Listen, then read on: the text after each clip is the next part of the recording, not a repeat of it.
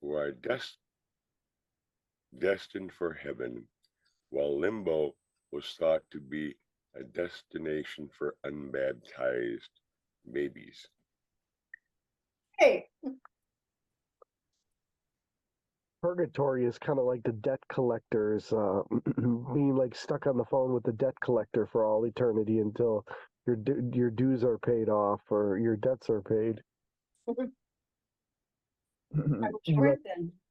You haven't fully finished paying for your sins. Like, you're not destined for hell, but your soul hasn't fully atoned for its sins. I like that, fully atoned for its sins. That's never going to happen.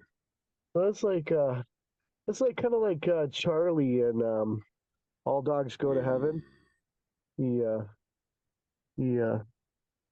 Or there's been actually, strangely, there's been a lot of movies made on that concept where somebody gets sent back down to earth after they die to atone or do acts of good deeds in order to be worthy of the reward of heaven, where they're not damned, their souls are not eternally damned, but yet they just Jason, really quite proven themselves yet.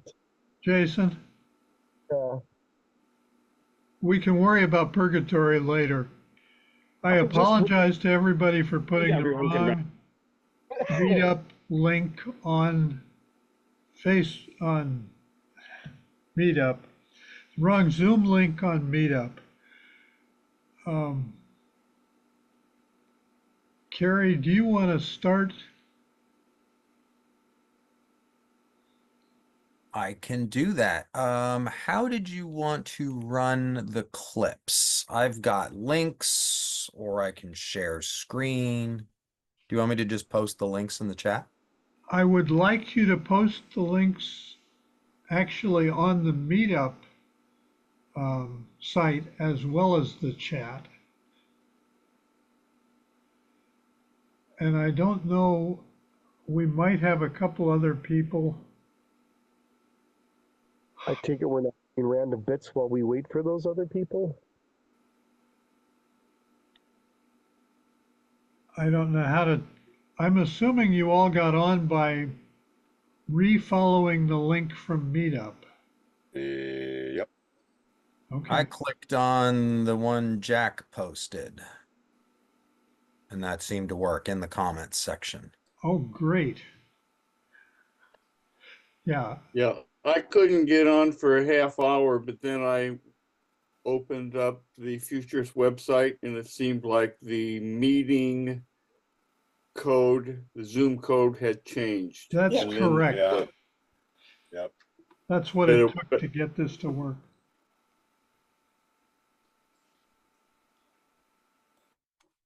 Okay, so I have I put the links that I selected in the comments section and in the chat.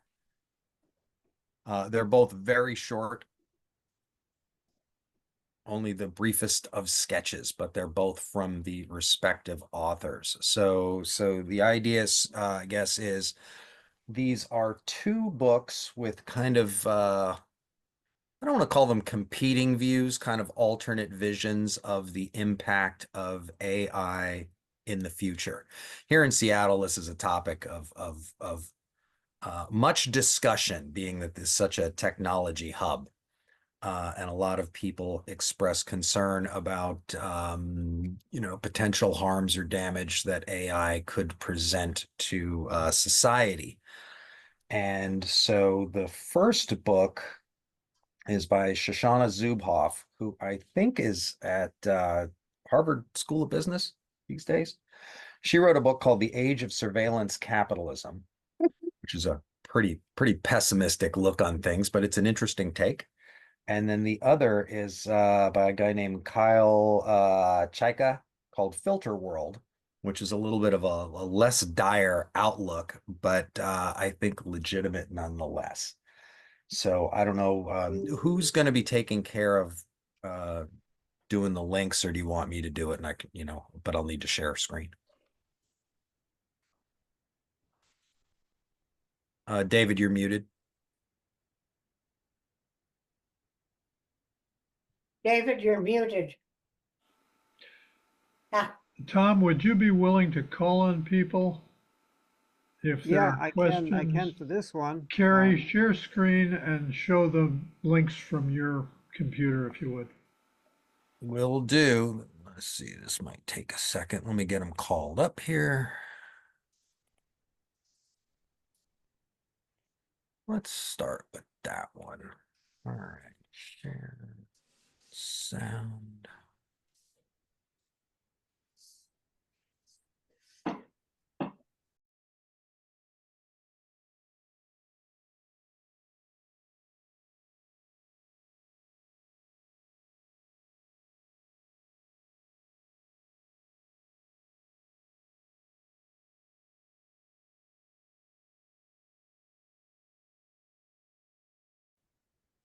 A very definitive style for the 70s. The 80s was distinctly a decade. The 90s had a flavor all of its own. Each of these separate decades, whether it's the 40s or the 50s or the 60s, they all had recognizable characteristics which made them uniquely their own. Even if it was just the type of technology or the way movies and TV shows were filmed at the time, the style of songs and sound recording. Since the early 21st century, though, the decades haven't had this stark contrast with one another, and it has been theorized that in some respects this is going away, that there is not going to be this future of nostalgia because the stuff that's being created now is not nostalgia driven or nostalgia the stuff these decades are not as conducive to future nostalgia as the past decades were. At least this was the gist of the report or book or whatever it was I read. The second video deals with something we've always had in one form or another. What they're talking about is marketing analytics. And we've always had marketing analytics or data or Nielsen polls and ratings. It was just an analog version. Now we've digitized and taken that to new levels. We've always sold things like deodorant and pants and cologne, and dresses and stuff, but we're really, because of the way we click on things now, we can track that back. The post office never allowed for this type of invasion of privacy because the federal post office is very guarded. You couldn't track things like that through the post office. Okay, we don't have a ton of time here, so can you make it quick, Yeah, that's Jason? basically what I wanted to say. Yeah. Okay.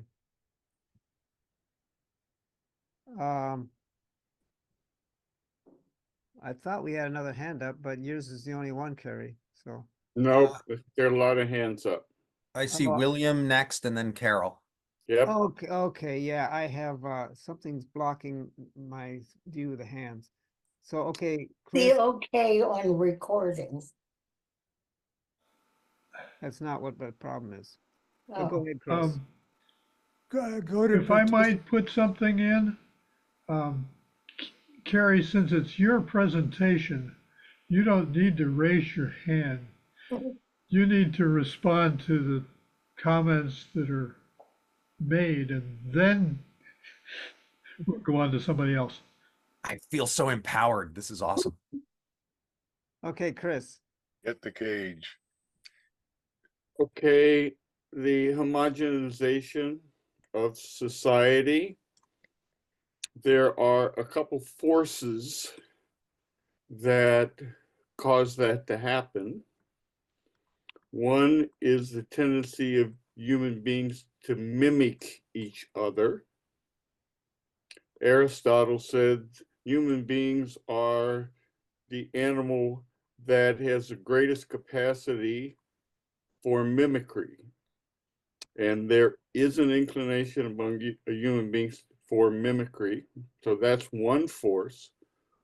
Also, there is an evolutionary force that leads to homogenization.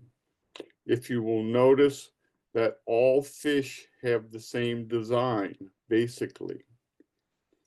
That was not the case after the Cambrian explosion, when there were millions of different morphological designs, and they were all selected out to get a fairly uniform, homogeneous structure for fish. So there is an evolutionary component. There is a mimicry component, and there is an evolutionary component to the homogenization of human behavior. This may be facilitated by social media, but the forces to do it already exist. Carol. Obligatory science fiction reference. I am reminded of Werner Vinge's comment that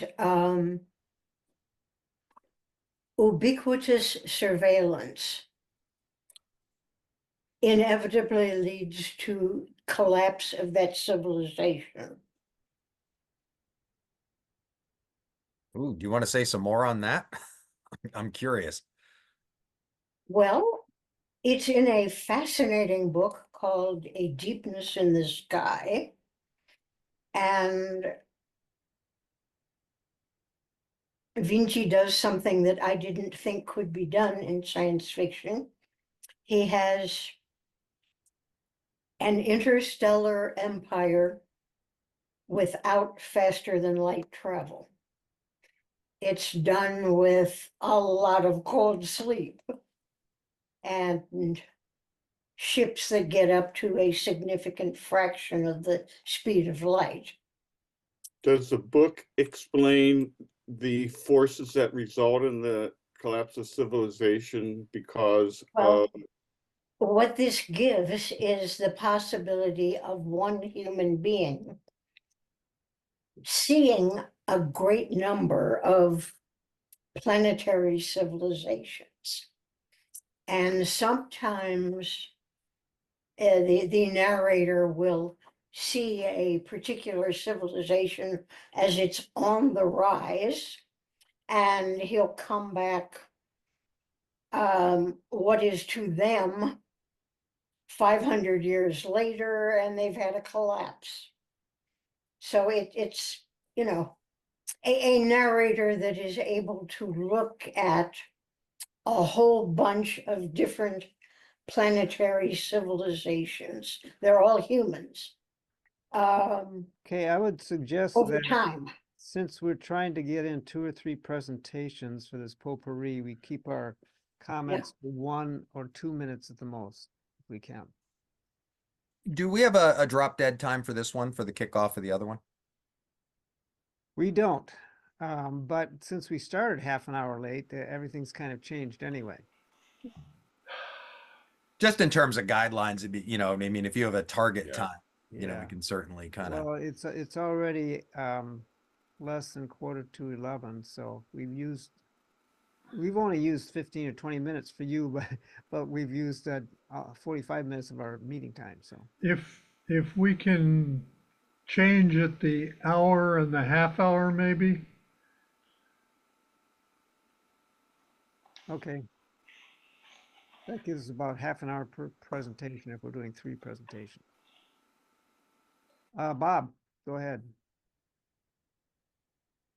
So there's a book that I read called The Psychology of Totalitarianism. and it talks about mass formations. Okay, mass formation is a civilization or a society beginning to bond to a particular totalitarian way of thinking, and at a certain point, it pretty much takes over that society, that country, that culture, and that's called a mass formation. So what's interesting about this for me is that it is possible that the homogenization, oh my God, kill me now. Okay. Homogeneity? What? We This know what you mean. let me do it in my own way here. The sameness, creating the sameness in the individuals is a step for preparing a society, a culture, a nation, a world for domination by one totalitarian type of thinking. I'm not saying this is going to happen, okay, but I think it did happen in Germany back in the 30s, and so I think that it's worth giving some thought to, because we have communication now that is much more powerful than we did then, and I just think it's something to keep in mind. The name of the author is Matthias Desmet, and it's called The Psychology of Totalitarianism. That's me. That's it. Okay. H. Tom. Oh, I've forgotten what I was going to say. Sorry. Okay, I'll go on if you think of it in the next minute or two. My comment is that yeah, the first video, I think there are some forces for homogeneity, and some people seem to want to desire that too. It's kind of it's fear of the other. So they want everyone to be the same. The second video is interesting because I can see that happening now. The way especially social media and so forth is gathering data on anyone who uses it. That data gets sold, and it's marketed, and it's used for marketing. There's something now. The law of supply and demand is kind of becoming obsolete as far as setting prices, because now companies can set individual prices for individual people. They can charge more to one person than they do for the same product to another person if they think that other person is willing to pay more. And that's been happening the last couple of years, and it's getting more and more ubiquitous. So that's kind of a troubling aspect of what's going on as far as what the information about us is being used for. Okay. So I don't want to blow the punchline to either book, but I have a few comments based on what was said. So in regards to Filterworld, I think there's an interesting parallel to Marshall McLuhan, who thought that the media was the message. And I think that's what the author kind of gets into with his, discussion of, say coffee shops being uniform now, because that's what shows up well on Instagram, right? There are certain formats that imply a certain presentation, and then that becomes the standard.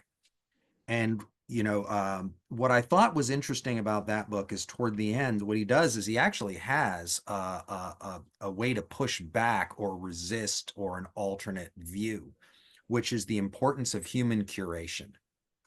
So an example of that would be an art director for an art gallery who decides, what artists they're going to put on display at the moment, instead of having, this AI algorithm just kind of do it for you like they might do in a music playlist, which makes everything end up sounding like the music you hear at the dentist office. Right?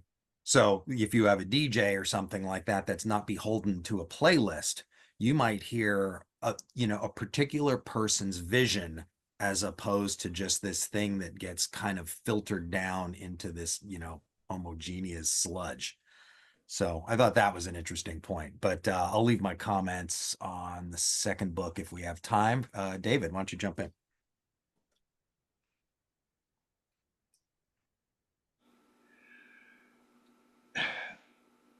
To Tom's comment about pricing different prices for different people, historically, that's the way it used to be.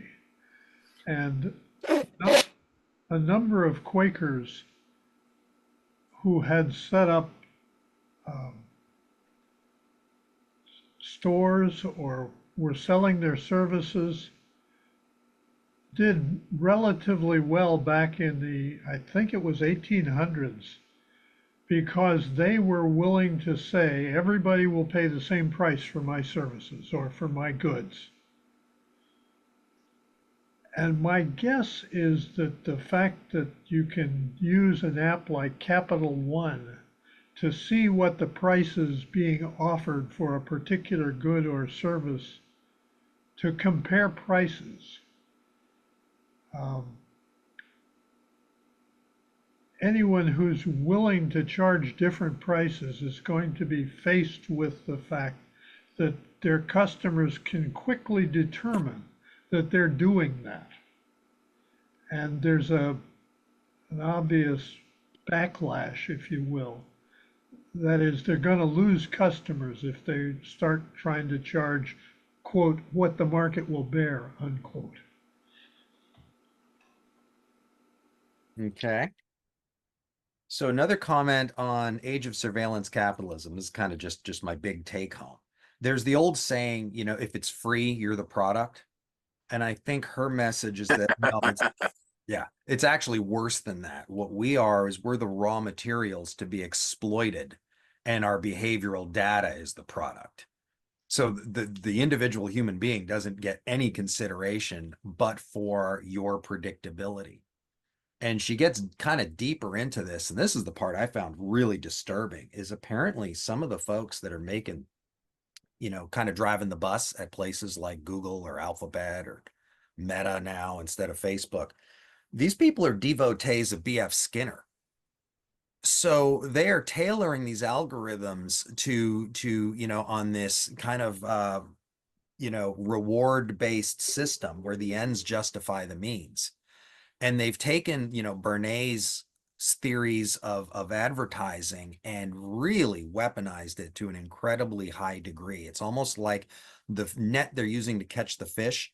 Now they can get the mesh tight enough that they're catching the individual and tailoring the message to each individual.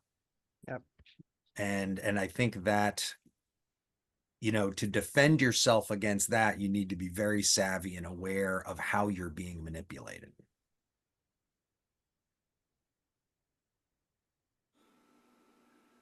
But are the manipulations typically to sell us product?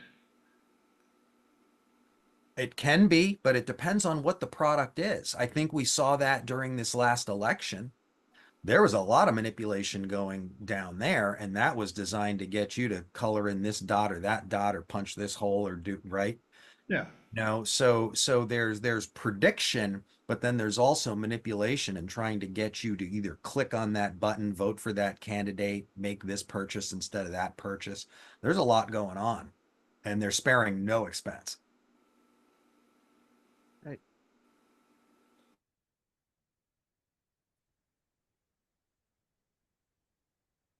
Okay, yeah. Oh, Is there, that's a nice segue into a comment about Jason's presentation coming up next week, which will discuss that issue, I believe. okay, we have two more hands and then maybe we should finish this topic. Lionel, go ahead. Thank you. I think that it makes perfect sense if you think that we live in a big economy based on price and quantity, and everybody has their personal lives. If one person will buy 5 chickens and another one will buy 20, then they're each having their own supply and demand curve, and it means that the price quantity is going to settle out for simple economic reasons, and it's fair. If somebody wants 20 and another one wants 10, then the one who wants 20 should pay less than the one who wants 10. End of my speaking. Thank you. Okay, and H. Tom.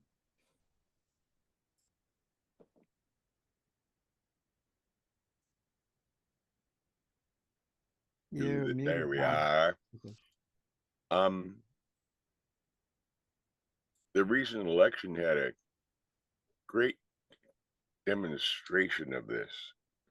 A couple of days before the election, the state of New York raided a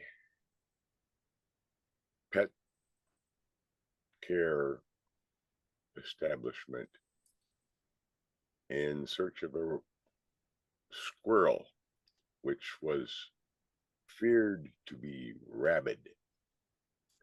This from a telephone complaint apparently from someone in Arizona who had seen this squirrel on the internet. Anyway, in the process, the squirrel was killed, as was his playmate, a raccoon, who was also killed. And some people saw this during other people remembered a photograph from a couple of years ago where INS, all masked up and garbed in body armor, grabbed a 6-year-old Cuban and were photographed pointing a machine gun at his head. And the end of this was apparently a cartoon which I saw, I think, Sunday afternoon, which was a white squirrel. The cartoon, it was an image, not a cartoon, of a white squirrel with a sword and a Trump flag. And he says, "I am Peanut the White, returning to save you." And that really hit.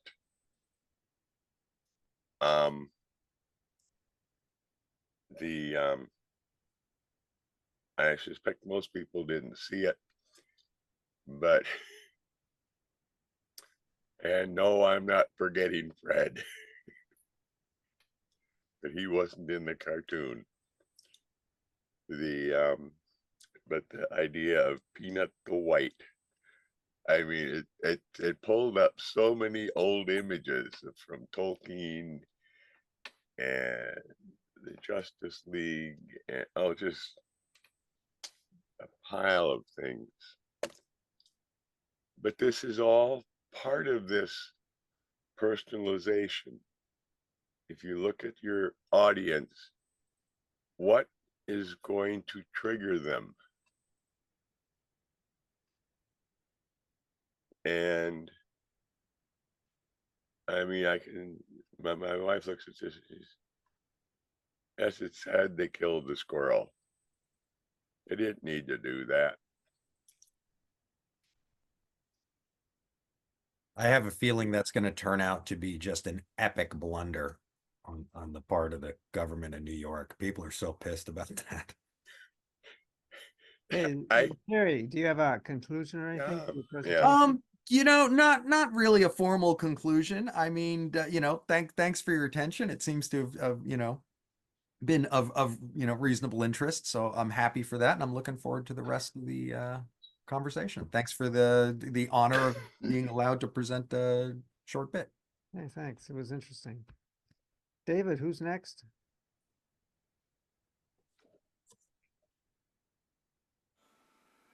I guess I So should ask you, racist squirrel condemned as a racist?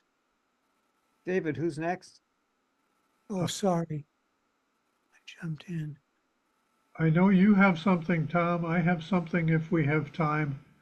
Um, Is there anybody else who wants to present? If not, I'll go. Go ahead. Okay. I actually have a short PowerPoint and I have a couple of videos I want to show. So let me see if I can bring that up.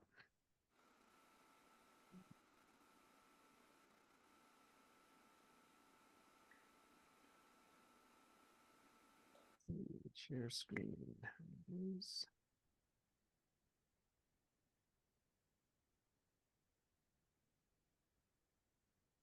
I'm not going to get fancy on this.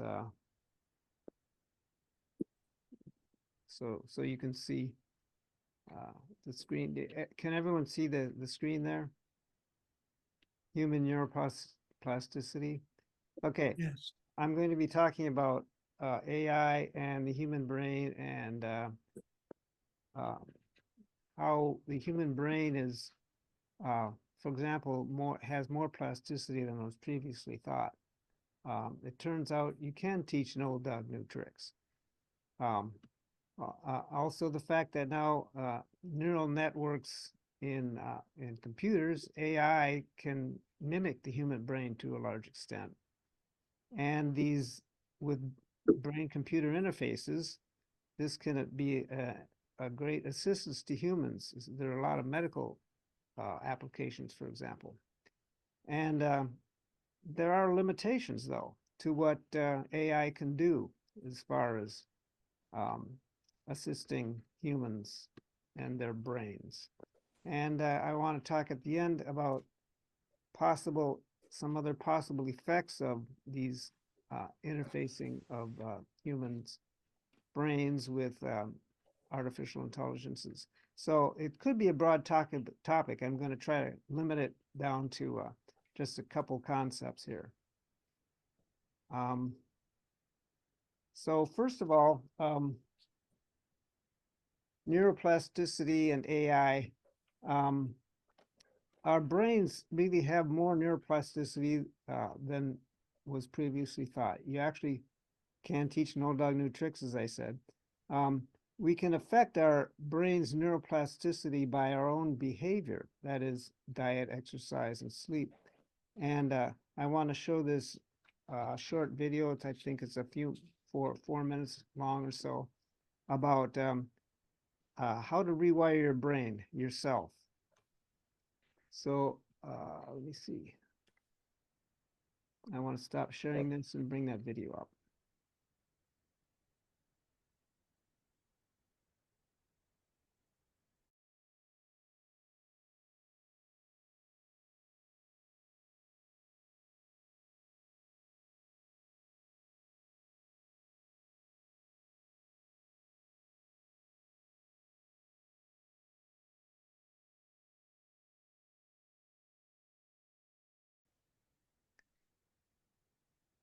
I don't know if there's any comments that need to be made on that. I have a couple other things to show you. Neuroplasticity is the brain's ability to change over time and is key for learning and memory. Okay.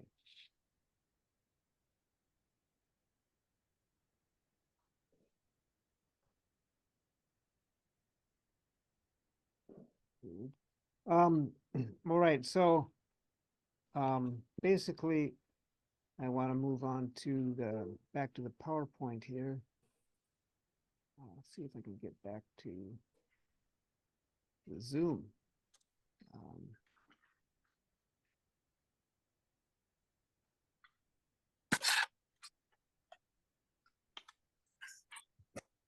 Okay.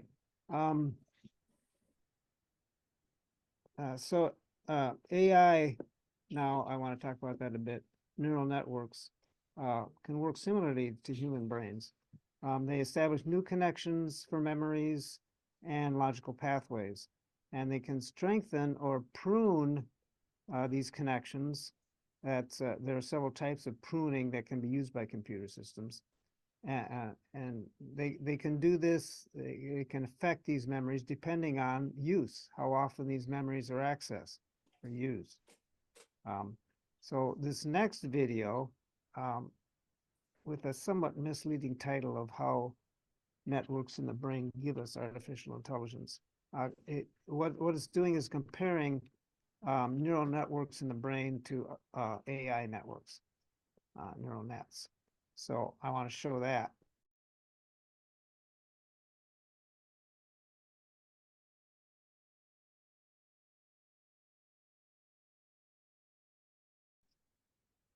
Maybe not the same exponential curve as artificial intelligence itself, but it's going to increase capabilities quite fast in the next couple decades.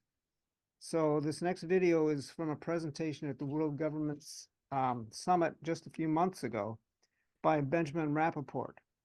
He's a co-founder with Elon Musk and a few others of Neuralink. He left Neuralink over safety concerns, and he founded his own company, Precision Neuroscience, where a new brain-computer interface was developed. And this next video is about that interface and how it works. So I want to show that to you. Let's see if I can find the right one. Okay, it's a 14-minute video by Benjamin Rappaport, and it's kind of interesting. So I wanted to show this to you. And then after that, I want a few more remarks and a couple questions that I want us to think about and comment on.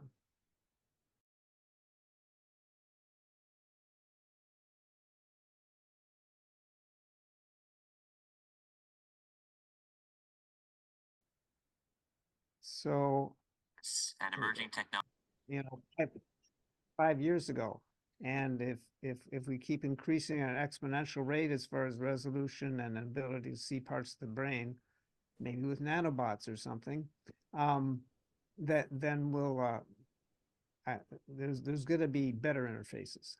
Put it that way. It will be better. I doubt if it will ever be a full brain. Well, yes, we have to model. also remember that brain is not completely electromagnetic; it's also chemical, and I want to make that point in a couple minutes. Right, So right. go ahead, Jason.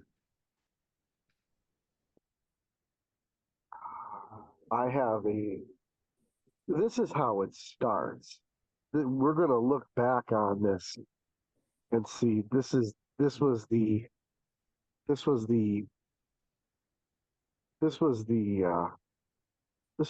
origin. This was the what's the term I'm looking for? This was the Of what? brain machine interfaces. I have a very, very ominous feeling about all of this. I mean, I've Okay, given this is something I want to discuss in just a couple of minutes. I So- wanted to say that I have the potential for this is vast and wondrous, but also the terrifying in its implications and the perverse ways it could be abused or hacked or turned.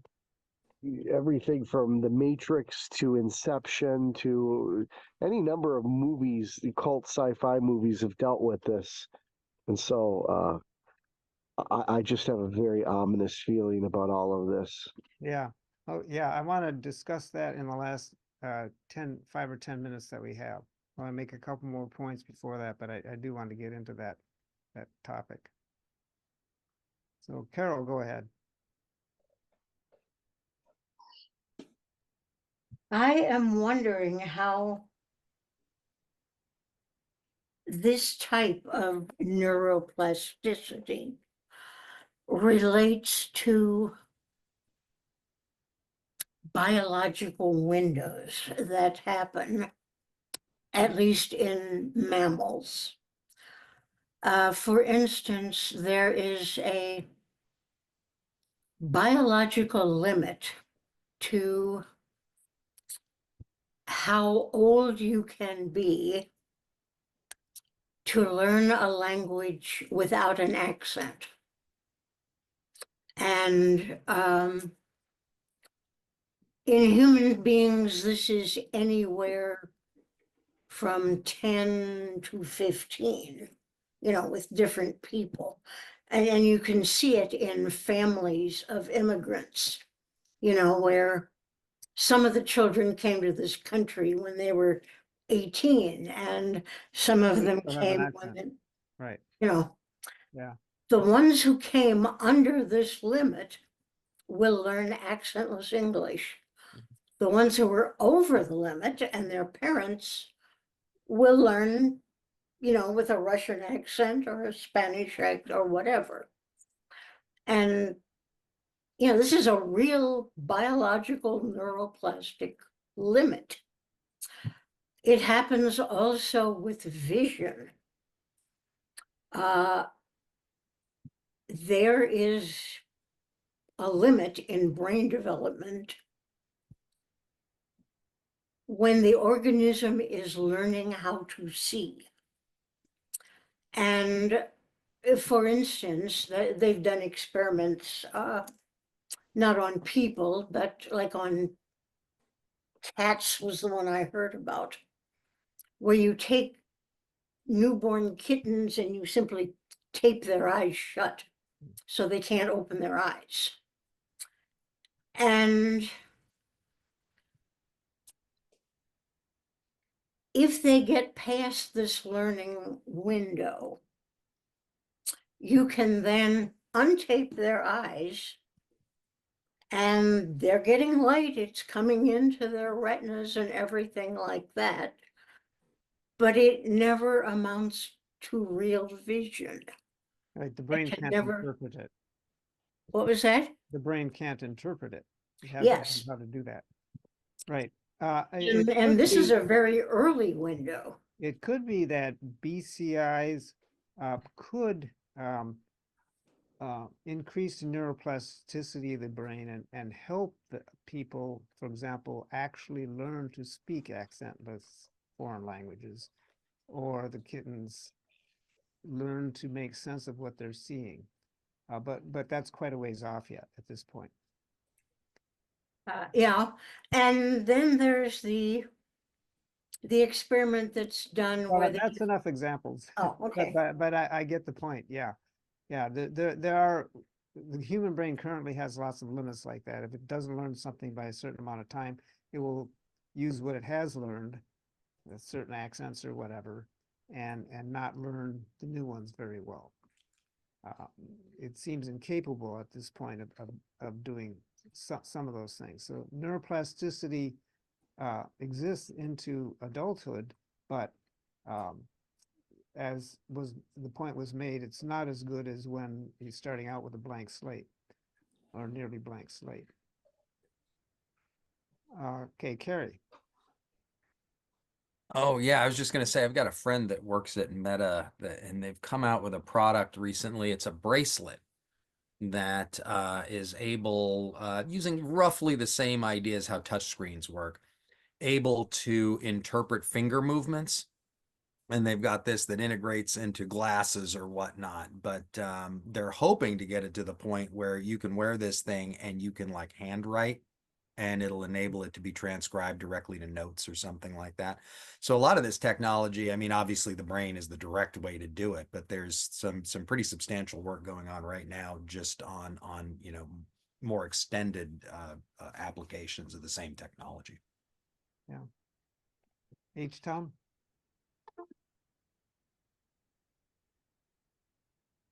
You're You muted. can, there we are. There's, in general, these limits do exist, but some people don't seem to have them, or they have them in a different form. I've told before about the English teacher in our high school who was a UN certified simultaneous translator between 7 languages. That's amazing. Simultaneous. And she took a summer off and came back and was certified in 8. Thank you, US government. They needed someone who could speak whatever it was she learned. And she was in her 40s. I mean, her kids were in my class. I mean, this is not a teenager doing this. This is someone who's an adult. Yeah. So for some people, that barrier can be circumvented, maybe is the word. If you learn several languages as a child, the more languages you know, the more you can learn, perhaps. So it's not, unfortunately, I'm stuck with Midwestern English. I've never been able, well, I can do math, but that's not really the same. Yeah, yeah, And I I agree. probably got 30 computer languages, but those are not the same either. Yeah. Yeah, I have a son who is in Spanish immersion, so he can speak almost like a native, probably more like Mexican Spanish rather than Spanish, but and learning German in high school helped me learn Russian later on. So yeah, I can see what you're saying. Okay, I wanna go on a little bit here because I have a couple other points to discuss. So let's see if I can share my PowerPoint again, if I can find it.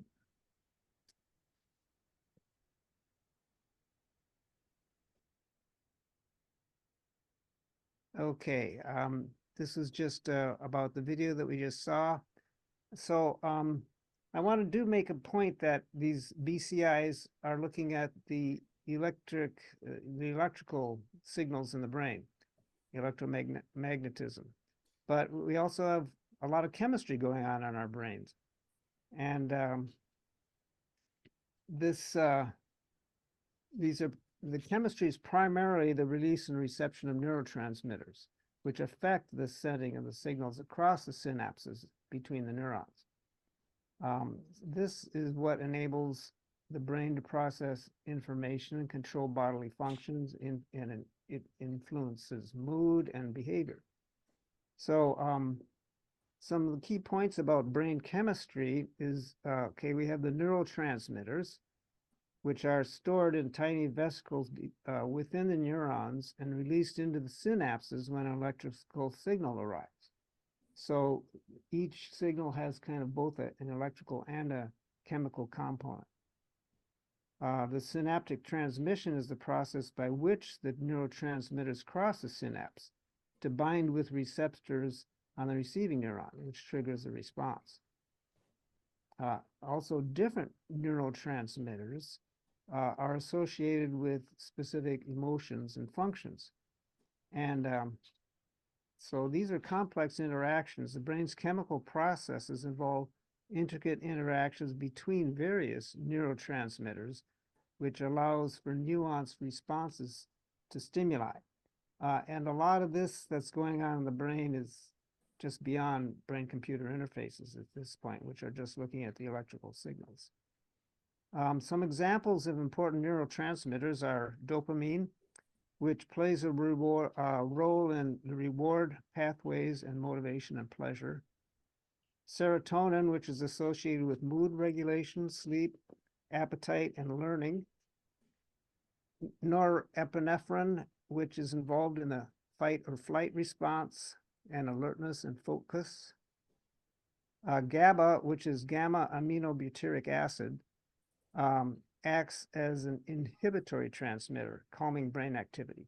And it can also probably help with this pruning process that we talked about earlier. Oxytocin promotes social bonding, trust, and feelings of love.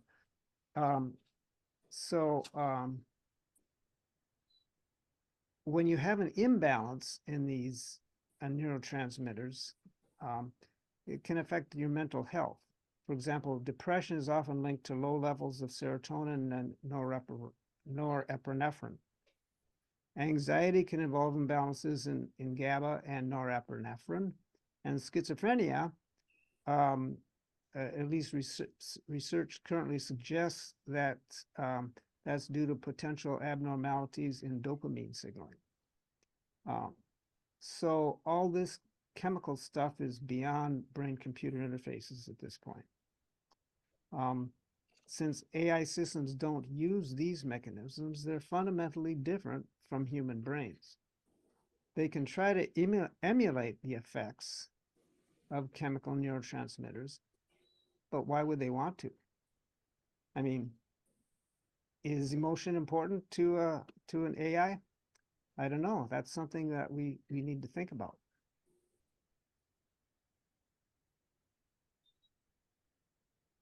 So a couple things, what these BCIs can do.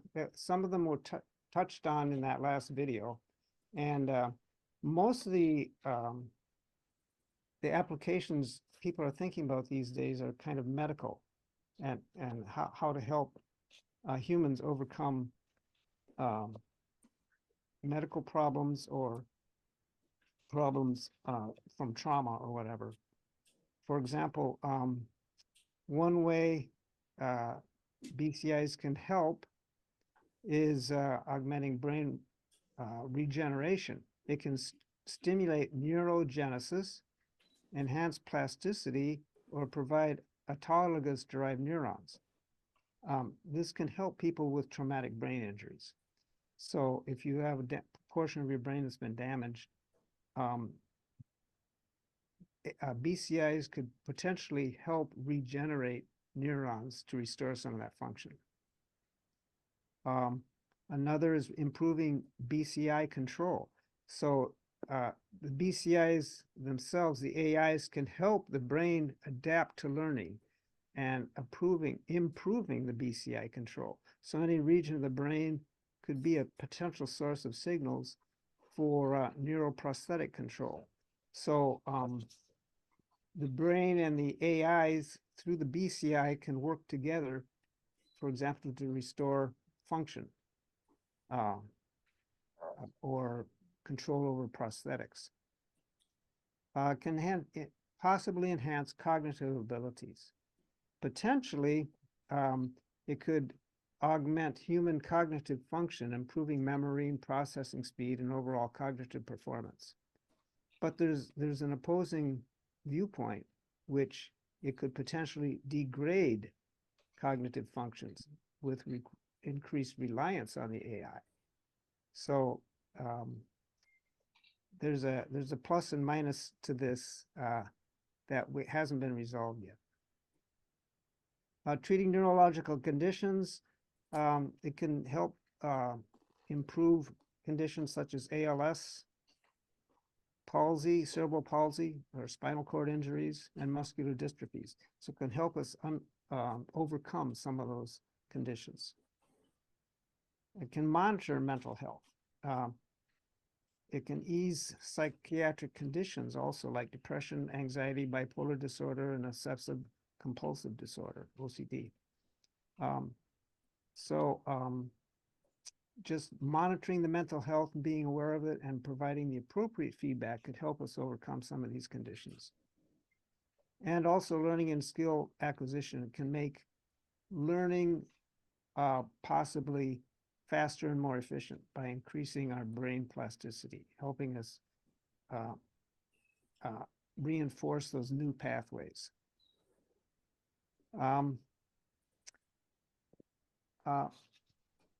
We have just a couple minutes. I wanted to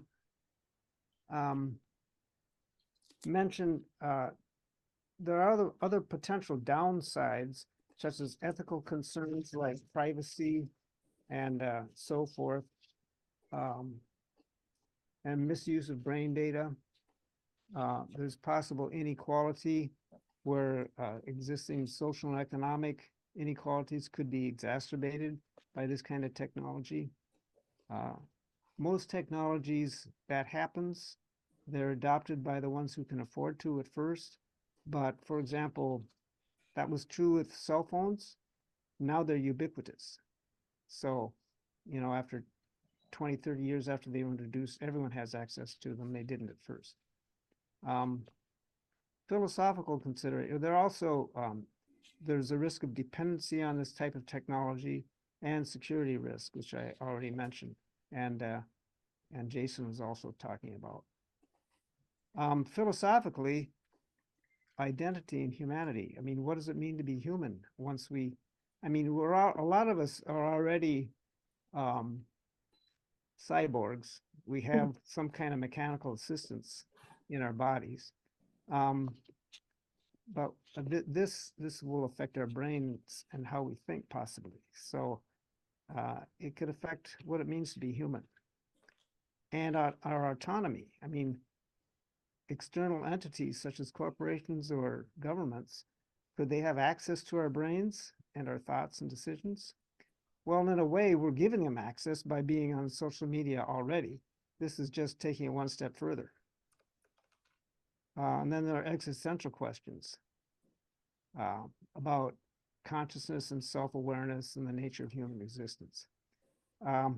So those are things that you can think of on your own. I don't want to have a big discussion on those. I want to get to this last slide here and pose two major questions.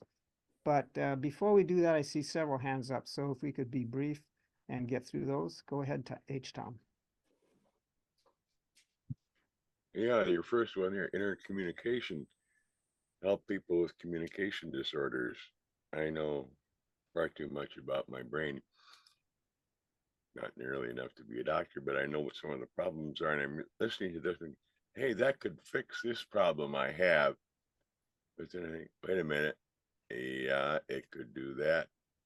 But then I would lose this thing that I have and that I depend on every day, because this would interfere with that.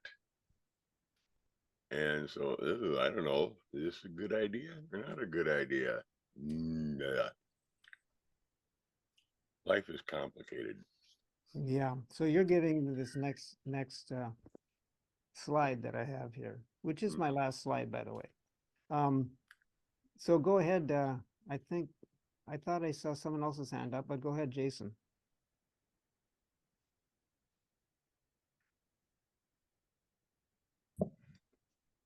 The things that we're talking about, that the conditions we're talking about are difficult to talk about, because the terms that you will use to describe the things that will be ubiquitous in the future, those terms haven't even been invented yet. And so the lexicon, we're having the conversation in the here and now, but the conversation in the future will require an entirely different lexicon that hasn't been invented yet or created yet. I believe that a person who is exposed to this brain machine interface for the first time will go through a sort of transitory period, kind of like cigarette smoking for the first time for somebody who's never smoked before. There'll be either a sickness or an adaptation process where the body, over a period of weeks or months, becomes more and more psychologically dependent upon this technology. And the withdrawal from this technology could be equally, if not more severe, as, say, cigarettes are today. So there's an adaptation process on the biological side of things, as well as a withdrawal process. And I imagine, as a person starts to smoke, your body establishes a homeostasis with the chemicals within the tobacco and the cigarettes and whatnot, and you develop a dependency, and all of that is a biological adaptation or coping or whatever you want to call it. So I do not think that this is just going to simply be plug and play. I believe that the biological is going to have to catch up with the technological, and vice versa, when we start or stop these interfaces. Thank you. Yeah, that's a good point. There is a learning curve when these devices are implanted, or whether you use electrodes on the outside of the skull or on the brain. Um, and it could be on the order of weeks to be able to learn uh, how to best use the interface and interact with the AI efficiently. And at some point, as you said, it could create a dependency. Um, and I think there are different types of dependency. You depend on the AI to help you move your arm, for example. Well, that's probably okay. But there are other kinds that are more like addictions that may not be okay. So, like any technology, I think there are positives and negatives associated with it. So I want to look at this first one, intercommunication, and bring up a couple points. This can help people with communication disorders, for example. And you can actually, I mean, we're on Meetup. We're talking with each other. Kerry lives in Seattle, and it's instantaneous. We may be able to do that with our brains going through the clouds or whatever, through the cloud over the internet, connect with people instantaneously or groups of people worldwide without even having to log on to Meetup and having this problem with having the wrong link posted on Meetup for Zoom, for the Zoom link or whatever. But that also brings up the possibility of, if you're linking all these human brains more directly, can you get something like a group mind or a hive mind? And is that a good thing or a bad thing? I mean, people talk about the wisdom of the crowds, but I don't know. One of the points of Kerry's presentation was, are we getting more homogeneous? Would that create that kind of situation? So I could take a minute or two discussion on that one, and then I want to go to the last point here. So are there any ideas of whether this is a good or bad thing, this intercommunication via brain-computer interfaces?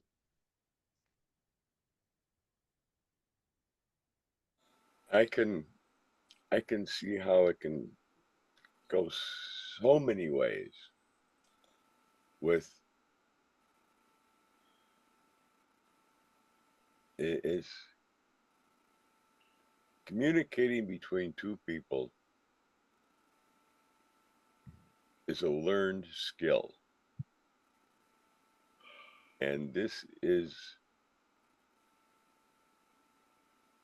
I would think this would be almost like learning to communicate to a new species. Well, it's definitely kind of a different order of magnitude of communication.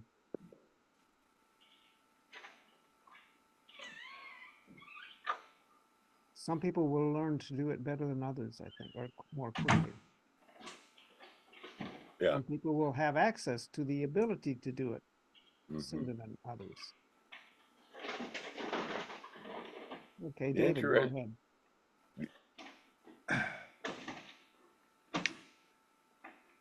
The interesting interview will be the first person who stops using it. Why? Yeah. Because they viewed as some aspects of it as being bad for them. Mm-hmm. Yeah. Okay, this last one, since it's 5 after, I want to just do this last one for a few minutes.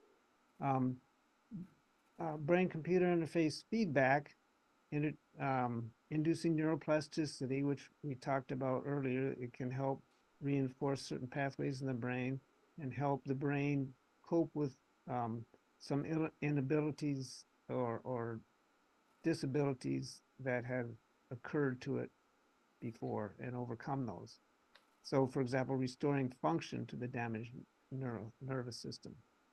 But if you're getting feedback that's influencing how you're growing new neurons, um, uh, increasing your neuroplasticity in the brain, could this also induce people to think a certain way or about certain things, um, reinforcing certain pathways in the brain?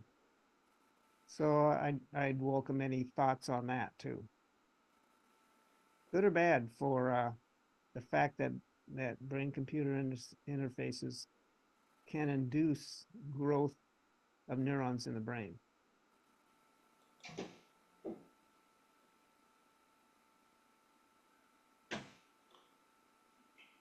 Well, it looks like it's provoking some thought, but Well, I'm inclined no to think that definitive more. responses.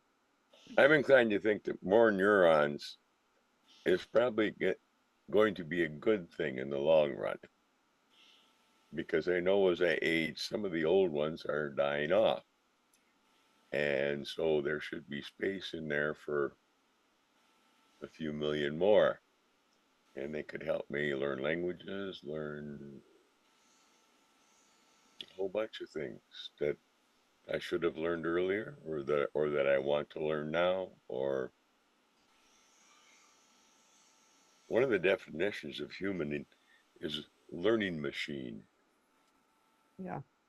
Oh, not only do the neurons die off, but the synapses, and the Yeah. pathways between them can become weaker or stronger over time, depending on use, mostly. But if a BCI is putting certain pathways, strengthening certain pathways in the brain, is then making you think a certain way, which may or No, may do not not want be that. good for No, you. Right. do not want that. I'll make my own mistakes. Thank you. Yeah. So that kind of concludes my presentation. Food for thought there at the end. So any other questions, David? Jason, you have a hand up. Was that from before, or is that something new?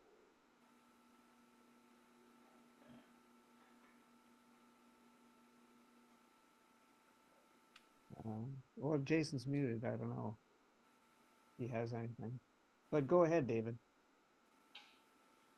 It strikes me that this particular application of a brain-computer interface is going to be very expensive because of the surgery involved.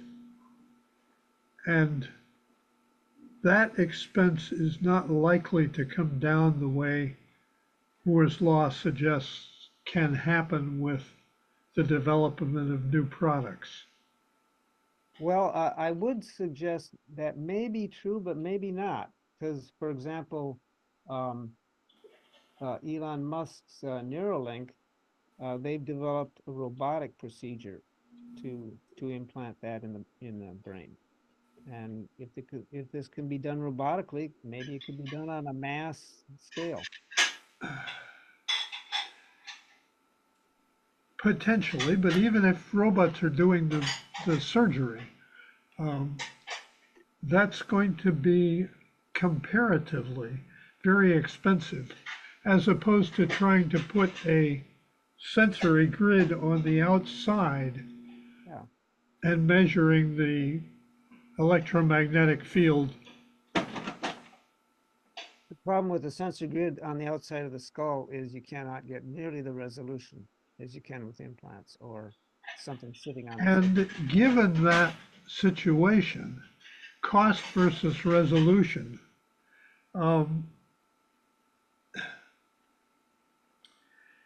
it strikes me that we probably need a different mechanism than the two that we've seen so far.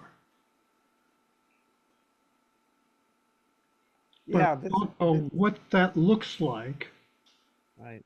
or how you get around the challenges of either small bandwidth or high expense. Okay, Well, I got a scheme. one scheme that I mentioned in passing maybe 20 minutes ago was nanobots. There have been proposals that these little chips can be basically nanobots that can be injected into the blood and go into the brain and possibly even be directed to certain areas of the brain and send signals from there, or send impulses to the brain from there. Thank you, Tom. But you've managed to take a half-hour presentation and make it an hour and 15 minutes, and I think we probably better stop pretty soon. Yeah, yeah. But there is a different But there's, path. this could be a whole discussion that could easily go for a whole presentation. Yeah, I was We- trying to keep it short, but it has stretched out a little It bit. didn't, yep. And We it, have discovered that there is a second brain down in your gut, depending on who counts, between 20 and 50,000 neurons down there. It would be much simpler to implant this thing in your gut without having to go through the skull. True, but what the functions down there are fairly limited as far as cognition and so forth. But that's true. Signals are transmitted from there via the vagus nerve, I think, to the brain. Yeah, but they are transmitted. Yeah. And there's Certain no areas. requirement that it be only that.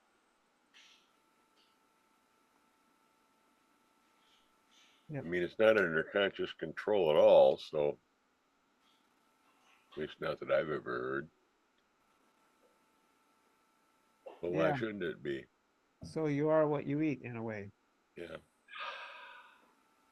Okay. And for that, and with nanobots, we can just put it in your arm, have steer it up to your brain, dragging this little wire behind it.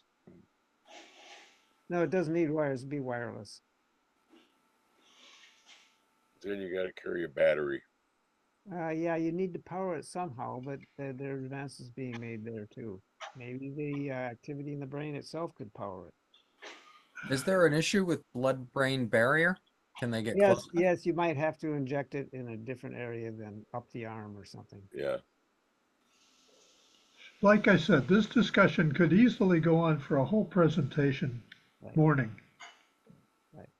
So, yeah, basically, I just wanted to give you some background and where this field is heading, and some food for thought here with these last couple questions. So, thanks for participating and paying attention. I think it's an interesting topic. And thank you to our two presenters. Okay, what's next week? Jason is presenting on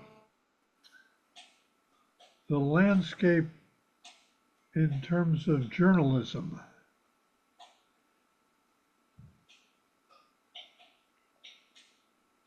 Are you there, Jason, still? Yes. Yeah, why don't you do away with your knight and lower your hand. Is it? Oh, again. Okay, there we go. And Tom, you could stop sharing. Okay. Next week will be the future of journalism. I'm going to be talking about various topics, including the intellectual dark web, gated institutional narratives, mass media, and really how the landscape is shifting towards grassroots citizen journalism, podcasts, YouTube channels, smaller independent platforms that have been monetized and demonetized, and how social media is playing a role in all of this. Some of the development Oh my God. administration are so, as we know, our current president or our new president rather, likes to use social media, specifically what we used to call tweets. I don't know what we call them anymore. But we will discuss all of that and more coming next week. Same bat time, same bat place. Okay. And I'll try to give you the correct link to the correct Zoom next time. I would appreciate that. Thank you all for coming. Yeah, I'm glad you Thank made it. you. Look forward to seeing you all there. Thank you. And thanks, Kerry, for your